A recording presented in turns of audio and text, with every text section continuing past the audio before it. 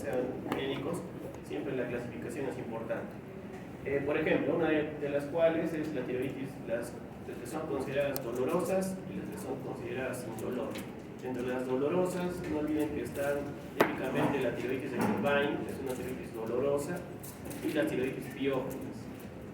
En las indoloras están la tiroiditis de Hashimoto, la tiroiditis silente, la tiroiditis posparto y la tiroiditis Rieder, si está bien pronunciado. ¿Ya? La otra forma de clasificación es dentro de su evolución clínica. Hay tiroiditis aguda, tiroiditis subagudas y tiroiditis crónicas. La dolorosa aguda es la tiroiditis piógena. La subaguda dolorosa es la de Kerbein, pero también hay tiroiditis subagudas que no son dolorosas, como son la silente y la posparto, pero son subagudas. Y hay tiroiditis crónica, como la tiroiditis de Hashimoto y la tiroiditis de Rieder, que también es de consideración crónica. Y luego de eso viene su etiología, ¿no? La que está claramente determinada su etiología es la tiroiditis piógena, que es de origen bacteriano, y la tiroiditis de Hashimoto, que es de origen autoinmune. La tiroiditis de Kerbein es una tiroiditis que ya se está aclarando de que es de origen vírico, pero aún no se considera que este sea claramente el desencadenante como las dos anteriores mencionadas. Y la tiroiditis posparto y la tiroiditis silente se considera que son autoinmunes, pero todavía no está aclarado de manera fehaciente. Recuerden que la piógena es bacteriana y la Hashimoto sí es autoinmune. ¿Listo? Bueno, y obviamente hay otras tiroiditis que no cumplen estas características como tal, como son la tiroiditis por fármacos, que las vamos a revisar más adelante. ¿Ya? Listo. Entonces, esa clasificación es importante y de ahí vienen varias preguntas, ¿no?, en los exámenes. Vamos a empezar la descripción de las tiroiditis con las tiroiditis con dolor. Como hemos dicho, hay dos tiroiditis con dolor: la piógena, que es de origen de curso clínico agudo, y la tiroiditis de Kerbein, que es de curso clínico subagudo. Entonces, la tiroiditis subaguda de Kerbein es más, dentro de las dos que causan dolor, es la que más frecuentemente causa dolor, o sea, es la más frecuentemente que da sintomatología dolorosa, la diferencia de la piógena. ¿Ya? Como hemos dicho, posiblemente sea de origen vírico, se está aclarando eso ya, pero no podemos decirlo todavía de manera fehaciente. Recuerden que todas las tiroiditis son más frecuentes en las mujeres, no más que en los varones, eso sí está claro. Sobre todo el predominio de la Hashimoto, que es sobre todo 9-1 en comparación de mujeres a hombres, ¿no? Pero en general los problemas tiroideos, al menos de las tiroiditis, son más frecuentes en mujeres. Entonces afecta mayormente a mujeres jóvenes. La edad 40, 50, 30, 50 años. Las mujeres jóvenes, consideradas hasta los 40 años, mientras van avanzando la edad, también la frecuencia disminuye. ¿Y por qué es más común en los meses de verano? Sobre todo porque son signos que vienen de origen vírico, ¿no? También es importante dentro de la clasificación la evolución que va a tener esta tiroiditis en relación a la función tiroidea. Por ejemplo, la tiroiditis de Hashimoto, esta que vamos a revisar al final, hemos dicho que es de curso clínico crónico, de origen autoinmune, y su evolución normalmente va hacia el hipotiroidismo. La tiroiditis por ejemplo, la tiroiditis piógena, que vamos a revisar en un momento más, hemos dicho que es de origen agudo, es de origen bacteriano, doloroso, y su evolución es normalmente con una función tiroidea normal, es decir, que la T3, T4 y TSH no varían. En cambio, la de Kerbein característicamente tiene una presentación bimodal, que significa que al inicio hay un aumento de hormonas tiroideas o hasta tormenta tiroidea, que de repente revisado en la clase anterior, en un momento, y en otro momento posterior ya evoluciona al hipotiroidismo. ¿Listo? Entonces tiene un comportamiento bimodal en el curso de la inflamación de la tiroides en relación a las hormonas tiroideas. Pero lo que quede claro acá es que la tiroiditis de Kerbein, por favor, no es causa de hipotiroidismo crónico. O sea, el 95% de pacientes vuelven a su función eutiroidea, se vuelven a una función tiroidea normal. A diferencia de Hashimoto, que esta sí es una causa de hipotiroidismo. O sea, el paciente con Hashimoto sí va a tener hipotiroidismo para toda su vida. Listo. Entonces, aclarando eso, la tiroides de Kerbein se ha visto que también existe predisposición genética para poder sufrir esta enfermedad. O sea, hay una predisposición genética y probablemente un factor desencadenante de un origen vírico que hace que haya un factor inmunológico y que se destruyan los folículos tiroideos, y esa destrucción de folículos tiroideos hace que se liberen al torrente sanguíneo hormonas T3 y T4, y esto hace que haya al inicio un componente de hipertiroidismo, hasta que se agoten esta T3 y T4, y luego viene la segunda parte, ese comportamiento bimodal que les mencioné, que ya es de hipotiroidismo. ¿Listo? Entonces, no hay mayor función tiroidea, lo que pasa es que se destruyen los folículos y que estas hormonas tiroideas se liberan al sangre. Entonces, no hay función tiroidea aumentada, sino que es destrucción de folículos. Y se ha visto que el HLA-BW35 en la predicción genética en algunas personas, sobre todo mujeres y de raza caucásica, porque es más frecuente en la raza caucásica, predispone a este comportamiento en una infección viral, normalmente desencadenado por virus Coxsackie, adenovirus, parotiditis, sarampión, etc. Entonces, como les dije, al inicio se rompen los folículos, se liberan T3 y T4 a la sangre, la TSH por fisiología disminuye, ¿cierto? Y se produce un primer comportamiento de tirotoxicosis. Característicamente el cuadro clínico es que 2 a 6 semanas antes del dolor tiroideo se presenta un cuadro clínico general, ¿no? Manifestado por astenia, dinamia, síntomas generales de una respuesta vírica en común, ¿no? Una respuesta viral común, astenia, dinamia, 2 a 8 semanas antes de que inicie el dolor. Recuerden que esta es una tiroiditis con dolor. Esto es una tiroiditis con dolor. ¿Hay aumento de la masa tiroidea? Sí hay aumento de la masa tiroidea, que es conocida como bocio, ¿no? Entonces, pero lo característico que es un dolor, y es un dolor distribuido simétricamente, o sea, toda la glándula tiroidea te va a doler. Entonces, 2 a 8 semanas una sintomatología en general, y luego de eso empieza el dolor, típicamente en una mujer, ¿no? No descartamos en hombres, pero lo más frecuente es que sea en una mujer.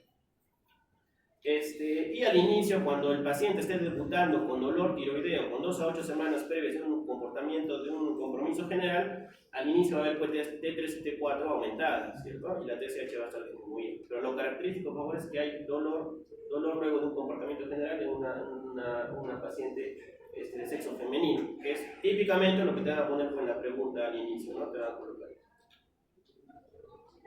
Recuerden que en el diagnóstico de todas las tiroiditis en general viene dado por siempre exámenes de laboratorio, imaginológicos como cualquier enfermedad, ¿no? Los de laboratorio van a medir T3, T4, se van a medir anticuerpos antitiroglobulina, se va a medir la TSH. En los exámenes imaginológicos te va a pedir ecografía seguramente para ver si hay un aumento confirmatorio de la glándula tiroidea. Recuerden que la ecografía sí sirve para masas o vísceras sólidas.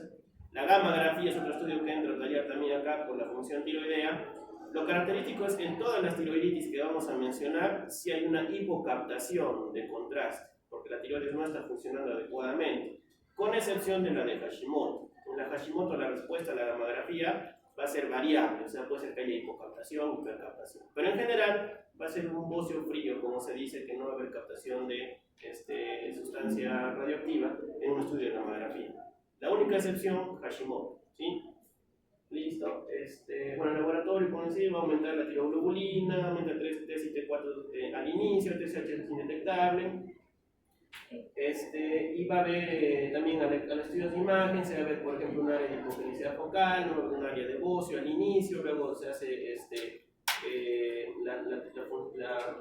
la tiroides, perdón, se hace normal. Hay una hipocaptación de sustancia radioactiva en la gammagrafía, y obviamente tiene diagnósticos diferenciales, que lo vamos a revisar ahorita. El tratamiento, recuerden que es una enfermedad autolimitada, o sea, esta es una enfermedad que normalmente su transcurso o su evolución dura un año. Entonces, si al inicio te da síntomas de hipertiroidismo, lo que tienes que tratar es el hipertiroidismo. Entonces vas a darle beta bloqueadores, vas a dar, al tener un comportamiento algo inmunológico, sí está considerado el tratamiento de corticoides. Es una enfermedad dolorosa, entonces tienes que darle un AINES obviamente para el dolor, ¿sí? Y cuando ya hay el otro comportamiento de hipotiroidismo, ya quitas eso mencionado al inicio y das sobre todo la levotiroxina, ¿sí? Para contrarrestar los síntomas de hipotiroidismo. Dosas hormonas tiroideas cada 2 a 4 semanas, y cuando ya vuelven a la normalidad, que como digo en promedio es un año desde que inició el cuadro clínico, ya suspendes todo y el paciente vuelve a la función eutiroidea. Ahora recuerden que es un paciente que sí puede volver a presentar otra tiroides de Kerrbin en el transcurso de su vida. Ya no es una tiroides que te da y no te vuelve a dar, no, sí puede volver a presentar. Listo. La otra tiroides que mencionamos dolorosa es la tiroides aguda. ¿Listo? Esa es la única aguda, es la tiroides de origen infeccioso, tiroides aguda, tiroides biógena. Recuerden que por la conformación de la tiroides es un órgano que difícilmente se infecta, dado que tiene bastante irrigación sanguínea, tiene bastante drenaje linfático y tiene yodo dentro de su fisiología. Y recuerden que el yodo también es considerado un antiséptico. Entonces, para que una tiroides se infecte, bien complejo. Es por eso que esta tiroides infecciosa de origen bacteriano, agudo, doloroso, normalmente se ve en niños, adolescentes hasta, 20 años, consideramos adolescentes jóvenes, en inmunosuprimidos y en la última etapa de nuestra vida, que es adultos mayores. Entonces tiene que haber un factor de riesgo de inmunosupresión, como son niños, adultos mayores, inmunosuprimidos como tal, para que se presente una tiroiditis aguda, de origen infeccioso, bacteriano y doloroso. ¿Listo? Es doloroso. Obviamente también, como les dije, va a haber factores predisponentes. Y en niños, típicamente, que puede ser que no esté, o sí esté, pero si en tu pregunta tipo te va a venir de tiroiditis aguda infecciosa, te van a mencionar que el niño de repente tiene fístula del seno piriforme. ¿Listo? Entonces, niño de 5 años con fístula del seno piriforme y te manifiestan dolor en la zona cervical, ¿no? Entonces, ya tú estás pensando que es una tiroiditis aguda infecciosa.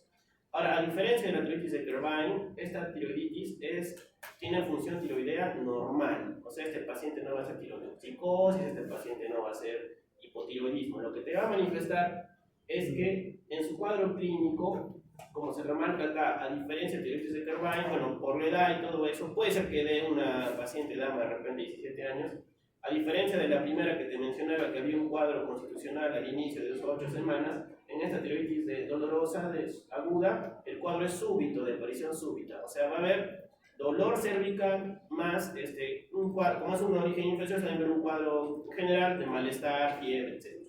¿Listo? A diferencia de Kerrbin, que se predisponía al inicio con un cuadro sin dolor de cervical todavía, con un cuadro general.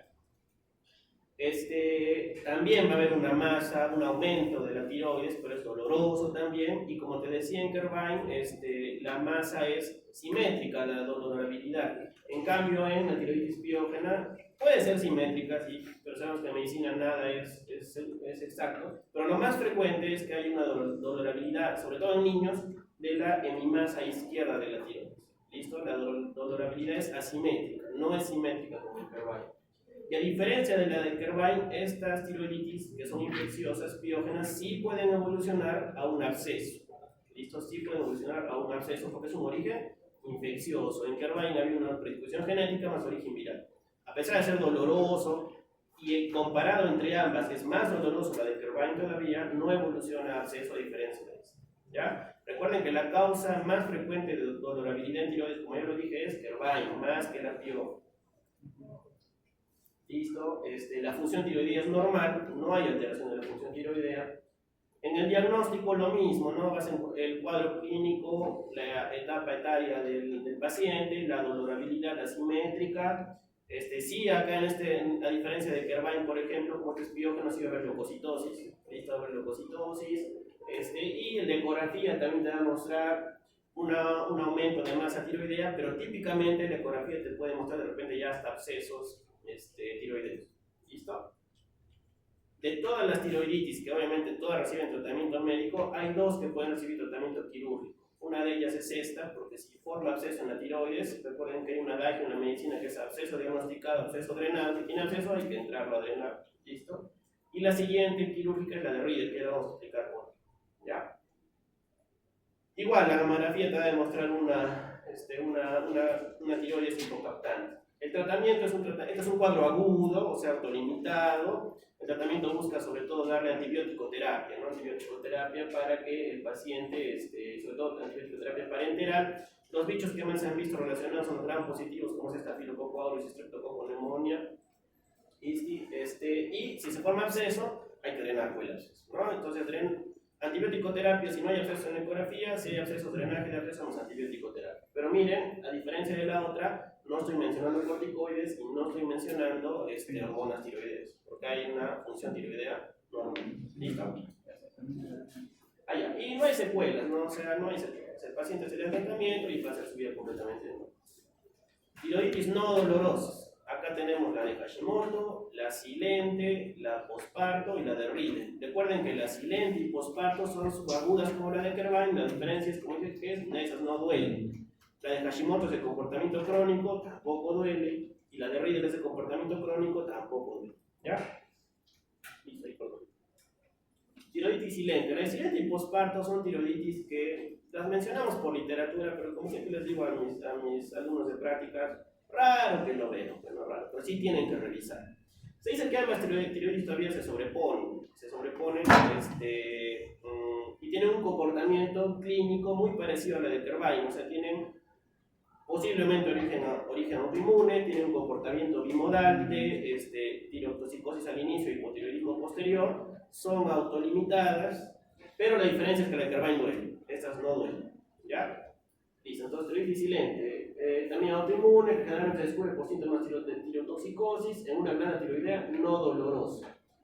¿Cuál es la diferencia entre la silente y la posparto? Recuerden que si como te ves una paciente mujer, se ha visto que ya la gestación como tal es una predisposición a que la paciente pueda tener una tiroiditis silente, pero ¿en qué te pueden agarrar? Te pueden agarrar en el tiempo. La tiroiditis posparto se considera posparto hasta los 6 meses o hasta un año de haber dado o haber tenido la gestación. ¿Listo? Es verdad que el parto es un factor de riesgo para tener una tiroiditis silente, sí, pero pasado el año, si la pregunta te viene en el intervalo de 6 meses a un año de una mujer que dio a luz, es silente. ¿Listo? Si viene pasado el año, ya es una tiroiditis, es una tiroiditis posparto. Si viene pasado el año, ya es una tiroiditis silente. ¿Listo? Y recuerden que va a decir no doloroso. Lo que sí dice doloroso es Kervine. ¿Sí? ¿Quedó claro? Ya. Igual, su origen es autoinmune. La tirotoxicosis que se presenta en la tiroiditis silente y la posparto no es tan intensa como en la de Kervine. En la de Kervine sí puede haber una tormenta tiroidea, que como saben puede ser un cuadro que llegue a shock trauma o UCI. La función tiroidea sí se altera, también en comportamiento bimodal, igual que en Kervine. El cuadro clínico, también tirotoxicosis, intensidad moderada, como les decía, Kervine es más intensa. Hay agrandamiento de la glándula tiroidea, pero es no dolorosa, por favor. Listo, al inicio de ver T3 y T4 aumenta igual que Kervine, TSH disminuida. También hay una fase de hipotiroidismo y también se autolimita. La paciente, no digo la paciente porque es una pregunta de mujer, no va a terminar con un cuadro de hipotiroidismo crónico. ¿Ya? Igual, si está en tirotoxicosis, beta blocks, si está en hipotiroidismo, levotiroxina, controles seriados de hormona tiroidea hasta que normaliza, se suspende. Entonces es un cuadro clínico un poco difícil de diferenciar de Kervine, sobre todo, o es muy parecido, mejor dicho, con la única diferencia de que no duele, ¿ya? De que no duele. La tiroiditis posparto, lo mismo que la silente, solamente que la dama va a estar entre los 6 meses hasta máximo un año de haber tenido a su bebé. Si es que el cuadro clínico dice que ya pasaron 3 años y no duele, es silente, ¿cierto?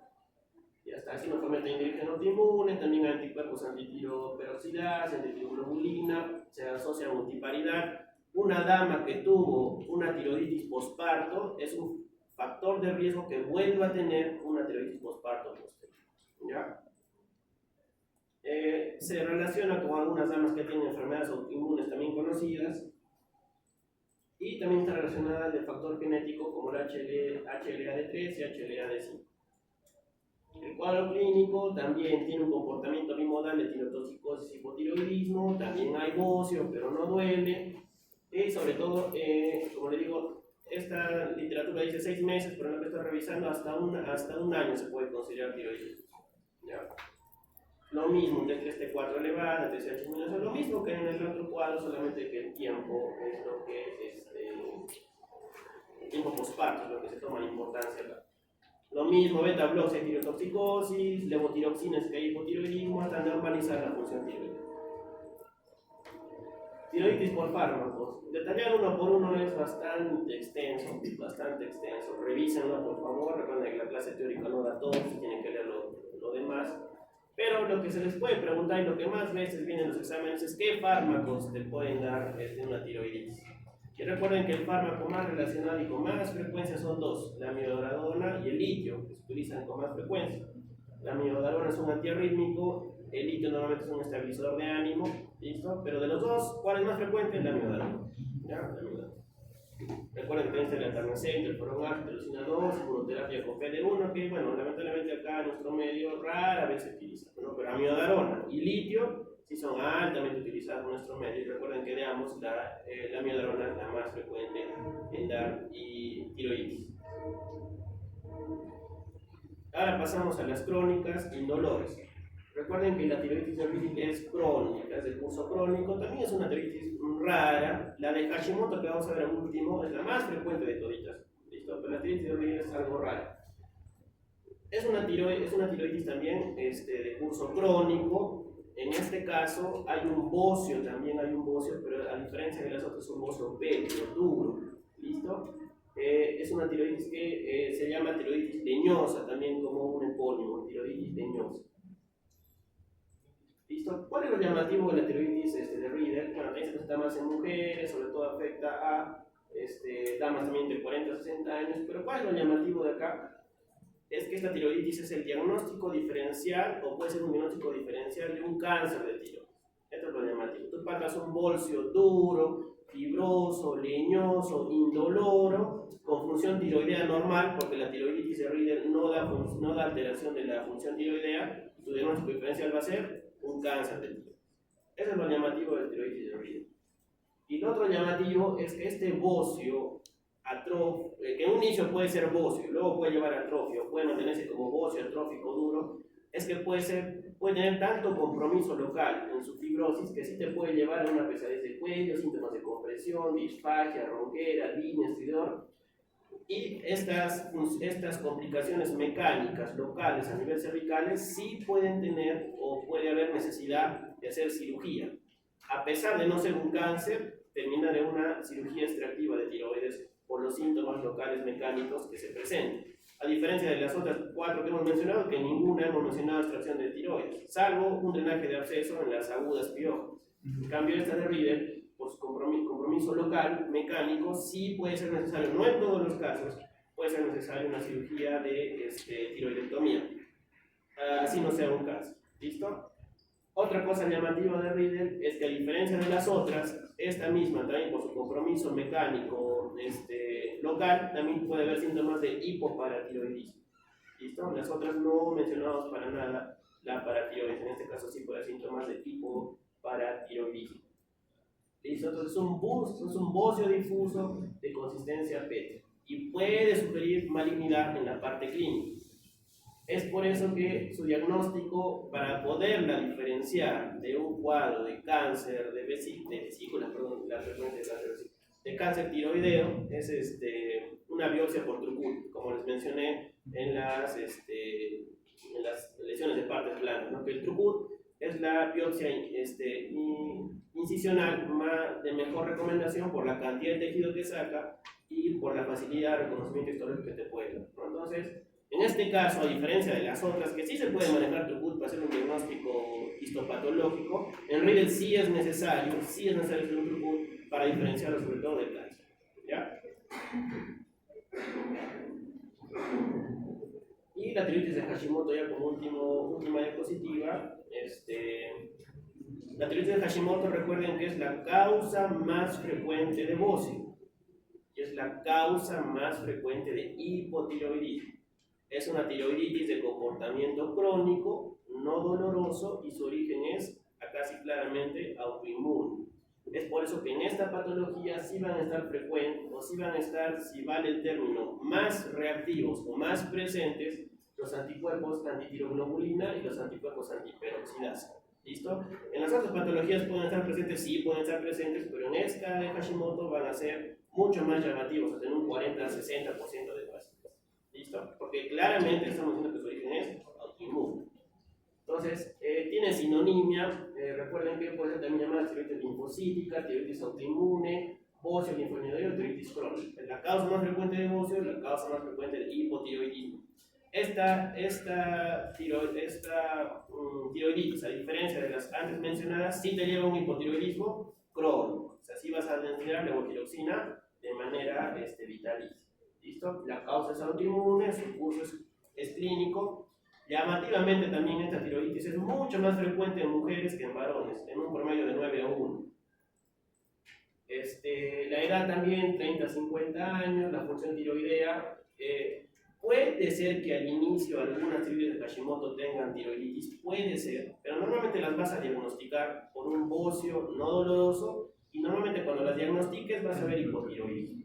¿Listo? Normalmente, pero puede ser que al inicio hagan hipertiroidismo. Pero lo típico es que tú diagnostiques con función de hipotiroidismo, o sea, T3 y T4 disminuidas y TSH aumentada, ¿cierto? Ya está. El bocio, al inicio hay bocio, pero recuerden que como es una tiroiditis crónica, en su evolución va a haber bocio inicial y atrofia tiroidea al final, ¿ya?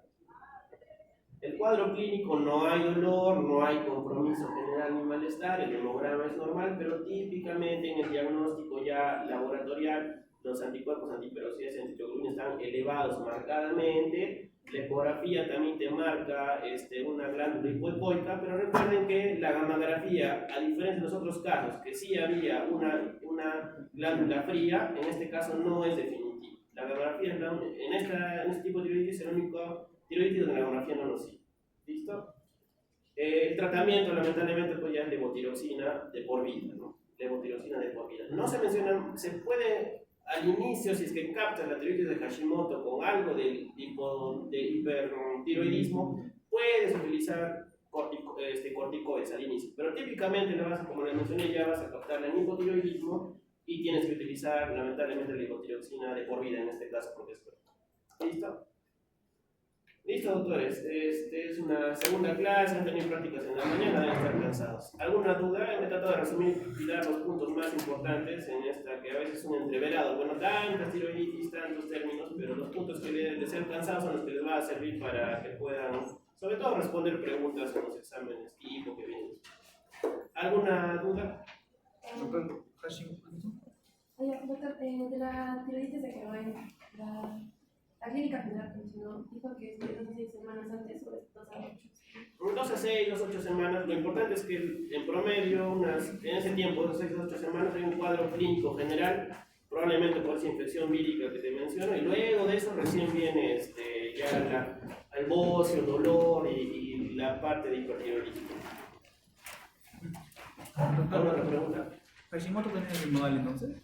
No, Hashimoto sí se puede considerar bimodal, pero se dice que en el 95% de casos es hipotiroidismo, un 5% de casos hay al inicio hipertiroidismo, pero quédense grabados de que Hashimoto es hipotiroidismo. ¿Sí?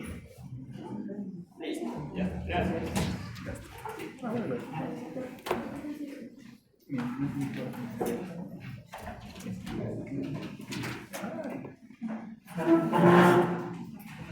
También no me problema de hoy. Entonces, ¿qué caso ya tiene para hacer? Le dicen que les voy a hacer el PDF de la revisión, porque de ahí van a leer las preguntas. Se me envió.